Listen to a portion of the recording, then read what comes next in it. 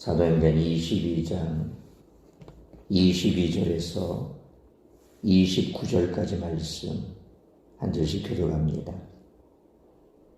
이 말하는 것까지 그들이 듣다가 소리질러 이르되 이러한 자는 세상에서 없애버리자 살려둘 자가 아니라 하여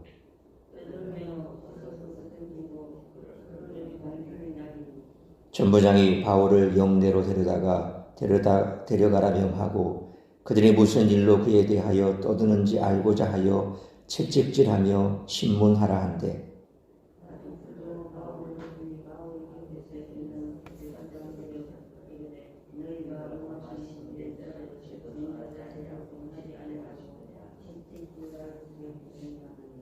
백부장이 듣고 가서 천부장에 전하여 이르되 어찌하려 하느냐 이는 로마 시민이라 하니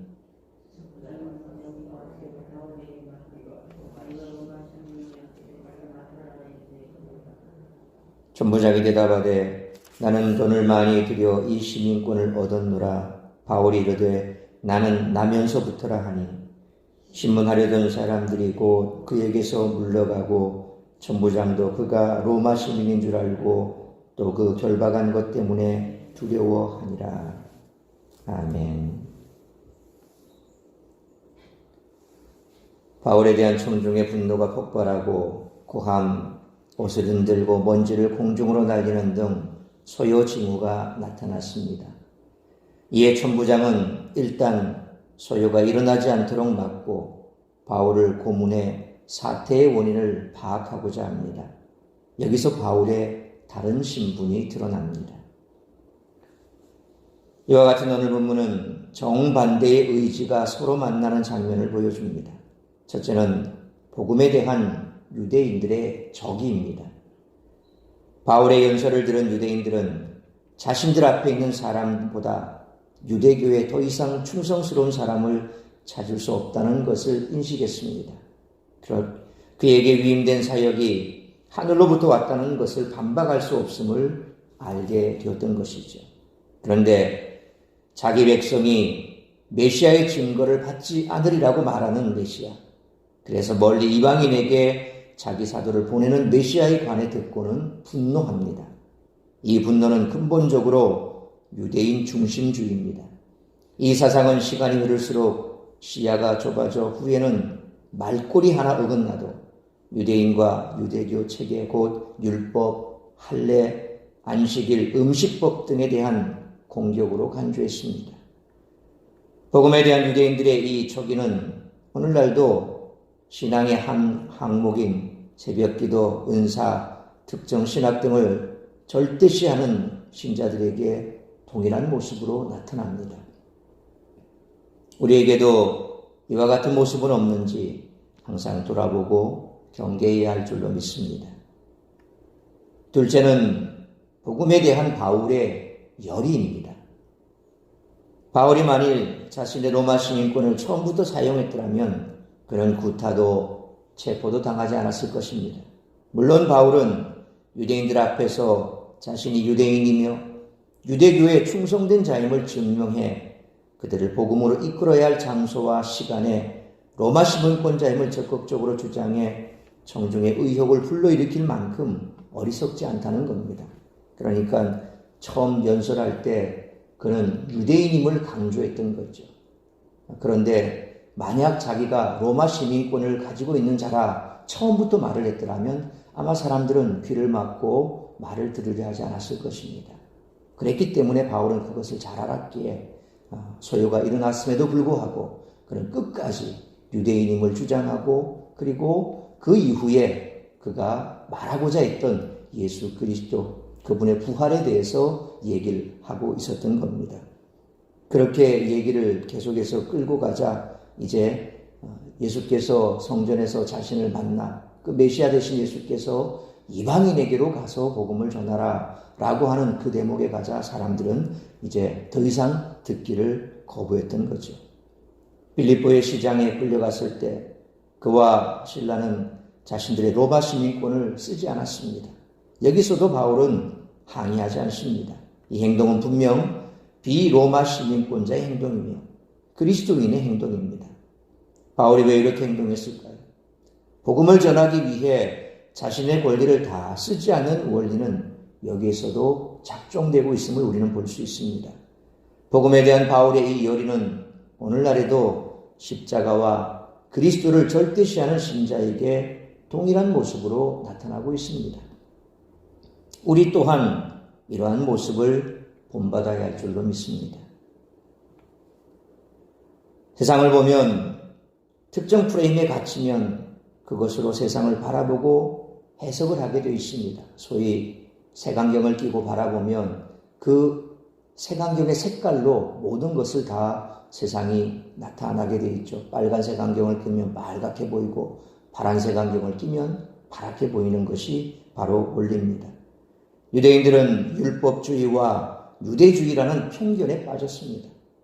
이로 인해 이들은 복음마저 거부했습니다. 그들은 자신들의 프레임 속에 갇혀 진리를 부정한 것입니다. 또한 잘못된 프레임에 빠진 다수가 진리도 아니라는 것이죠. 성령께서 매일 우리의 어두운 영화를 열어주시기를 우리가 간구해야 되는 이유도 바로 여기에 있습니다. 따라서 이와 같은 오늘 본문의 말씀을 통해 우리들이 깨달아야 할 것은 첫째로 22절로 24절 말씀처럼 다수가 따르는 것이 반드시 진리는 아니라는 것입니다. 22절로 23절 말씀처럼 바울의 변명을 듣고 있던 유대인들은 일제히 소리를 질렀습니다. 더구나 바울의 입에서 나온 이방인이라는 말에 더욱 흥분했습니다. 유대인의 선민의식에서는 받아들이기 어려운 말이었습니다. 이들은 율법주의와 유대주의라는 편견에 사로잡혀 있었기에 이방인들을 향한 하나님의 구원 계획을 그들은 이해할 수가 없었습니다. 이들은 바울을 죽이려고 했습니다. 바울을 통해 역사하신 하나님의 섭리를 믿지 않았습니다. 유대주의와 율법주의를 넘어선 은혜의 하나님의 역사를 도무지 인정하지 않았습니다. 24절 말씀처럼 무리의 소요에 놀란 천부장은 바울을 영내에 가두고 채찍질하라고 명령했습니다. 바울은 고문의 위기에 처했습니다. 천부장은 무리의 소요만 보고 바울을 죄인 취급했습니다.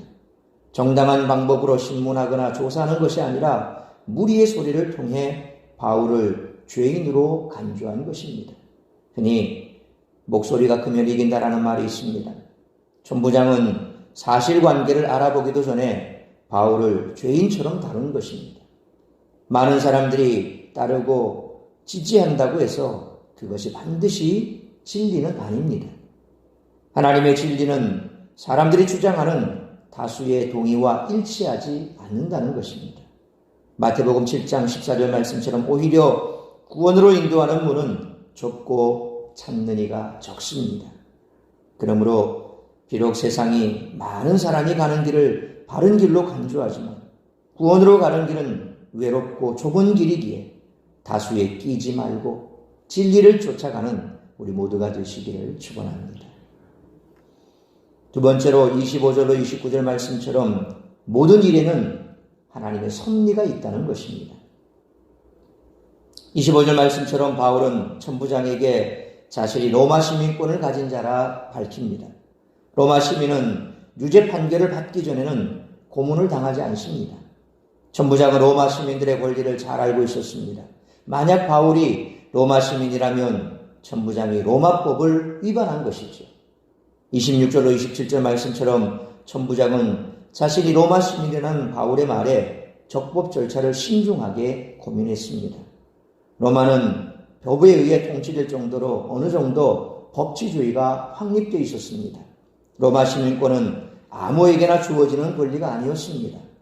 천부장도 많은 돈을 주고 로마 시민권을 얻었던 것입니다. 그만큼 로마 시민권은 소유할 가치가 있었습니다. 그런데 바울은 28절 말씀처럼 나면서부터 로마 시민권자였습니다.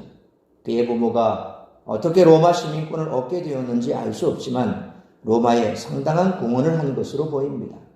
어떤 책에는 사도 바울의 부모가 장막 짓는 그런 기술을 가지고 있었지 않습니까? 그러니까 바울도 그 부모의 가업을 입어서 그대로 장막 짓는 기술을 전수받았을 것이고 그가 그것을 통해서 자비랑 선교도 가능했던 것입니다.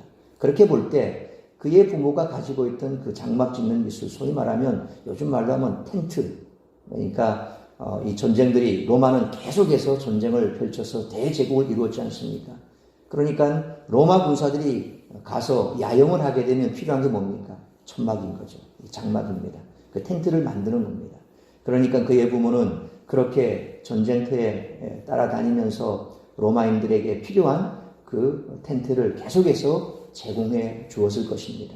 그러니까 그런 공로를 인정받아서 이제 정복전쟁에서 승리하고 돌아왔을 때 그에게 로마 정부가 큰 후한 이 소위 말하면 요즘 말로 치면 이 계급도 주고 또 그에게 필요한 또 여러 가지 거기에 따른 보상도 해주고 그러면서 그에게 시민권도 주었을 것으로 추정을 합니다. 그러니까 그런 시민권을 부모가 받았고 그 부모 밑에서 태어났던 사도 바울 역시도 자연스럽게 태어나면서부터 로마 시민권자가 되었다. 이런 얘기도 있습니다. 어쨌거나 사도 바울이 태어나면서부터 로마 시민권자다라고 했을 때 어떻게 그렇게 되었을까에 대해서 성경은 아무 말도 하지 않습니다. 단지 성경 이외의 사료들을 보면 그런 내용들이 나와 있습니다. 29절 말씀처럼 바울을 신문하던 사람들은 그의 태어나면서 로마 시민권에 대해 얘기를 듣자 당연히 물러났습니다. 자칫하면 그들은 로마법을 위반하는 중대한 죄를 저지를 뻔했습니다. 천부장 자신도 자신의 실수를 인정하고 놀랐습니다. 누구보다 로마법을 존중하고 지켜야 할 위치에 있었기 때문입니다. 이미 그는 확실한 유죄 증거도 없이 식민지 백성의 무리한 요구에 압도되어 로마 시민을 체포하는 실수를 범했었죠. 더 이상 천부장은 무리가 하자는 대로 할 수 없었습니다. 그러므로 이처럼 로마 시민권 속에도 놀라운 하나님의 섭리가 있었던 것처럼 성도들의 삶 또한 하나님의 섭리 가운데 있음을 기억하고 끝까지 성령의 인도함을 따르는 우리 모두가 되시기를 축원합니다. 사랑하는 성도 여러분, 우리는 바울의 간증을 더 이상 들으려고 하지 않았습니다. 이들의 마음속에는 복음의 진리를 수용할 여유가 없었습니다. 이미 율법주의와 유대주의라고 하는 편견에 마음이 닫혀 있었기 때문입니다. 잘못된 신념과 신앙은 폐기되어야 한다는 것이죠. 그렇지 않으면 유대인들처럼 편견에 사로잡혀 진리를 외면하게 된다는 것입니다. 그러므로 다수가 따르는 것이 반드시 진리가 아님을 기억하고 항상 복음의 진리 앞에 겸손해져야 할 뿐만 아니라 모든 일에는 반드시 하나님의 섭리가 있음을 알고 끝까지 성령의 인도함을 받을 수 있는 우리 모두가 되시기를 주님의 이름으로 축원합니다. 기도하겠습니다. 돌아가신 아버지 하나님, 은혜와 사랑을 감사합니다.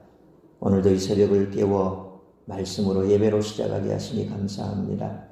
오늘도 우리에게 허락하신 말씀 우리가 가슴에 새기며 우리가 이 땅을 살아가는 날 동안 반드시 붙들어야 할 것은 말씀의 진리입니다. 사람들이 많이 추종하고 따라간다고 해서 그것이 진리가 아니라는 사실을 우리는 잘 알고 있습니다. 그런데 때로는 많은 사람들이 찬성하고 많은 사람들이 가는 그 길을 어쩔 수 없이 나 또한 따라가는 그런 때도 있습니다. 왜냐하면 세상 사람들은 그렇게 돌출 행동을 하거나 자기들과 다른 색깔을 띠게 되면 견제하고 또 따돌리고 왕따시키고 세상 속에서 살아가기가 힘들 때가 있습니다. 그래서 내 편리를 위해서 나의 육체적인 편안을 위해서 혹은 그저 다른 사람 사이에 묻혀가는 것이 편하기 때문에 그래서 진리를 외면할 때도 있습니다. 그러나 분명 예수님께서도 말씀하신 것처럼 우리가 가야 할 길은 넓은 길이 아닙니다. 좁은 길입니다. 우리가 들어가야 할 곳은 큰 문이 아닙니다. 좁은 문입니다. 그곳은 가시밭길입니다. 내 십자가 가지고 가는 것이 옳다고 말씀하셨습니다. 그러므로 다시 한번 우리의 삶을 돌아보면서 여전히 그러한 삶 속에 나를 내몰고 있지는 않은지, 정말 진리의 말씀대로 쫓아가는 삶인지, 세상 사람들이 가는 그 길을 쫓아가는지 돌아볼 수 있도록 은혜를 베풀어 주옵소서. 중요한 것은 우리 하나님께서는 우리의 모든 것을 다 아십니다. 그래서 우리가 진리의 말씀을 붙들고 가기로 결단하기만 하면 하나님께서 우리를 지켜주실 줄로 믿습니다. 모든 것을 합력하여 선을 이루신 하나님께서 우리가 진리의 길을 가기로 결단하기만 하면 하나님께서는 우리의 삶을 지켜주시고 뿐만 아니라 하나님께서 반드시 우리의 삶 가운데 섭리해 주실 줄로 믿습니다. 우리에게 주어진 그 모든 것들, 우리가 겪는 그 모든 일들은 하나님의 섭리 가운데 있음을 믿습니다. 때로 고난스럽고 고통스러운 길을 간다 할지라도 그것 때문에 힘들어도 하나님은 그것을 통하여서 영광 받으시고 우리에게 더 놀라운 은혜를 베풀어 주실 것이요. 그리함으로 우리의 삶의 순간순간 만나고 또 내게 주어진 그 모든 것은 하나님의 섭리 속에 있음을 알고 끝까지 성령의 인도함을 받는 그런 삶을 살아갈 수 있도록 도와주시옵소서. 오늘도 주 앞에 우리가 말씀 붙들고 기도할 때에 우리에게 말씀하시는 주의 음성 듣고 돌아갈 수 있게 하시고 말씀대로 살아갈 수 있는 힘과 능력 다시 한번 우리에게 허락하여 주시어서 오늘도 승리하는 복된 한날의 삶이 될 수 있기를 간절히 빌고 소원하오며 이 모든 말씀 우리 주 예수 그리스도의 이름으로 기도하옵나이다. 아멘.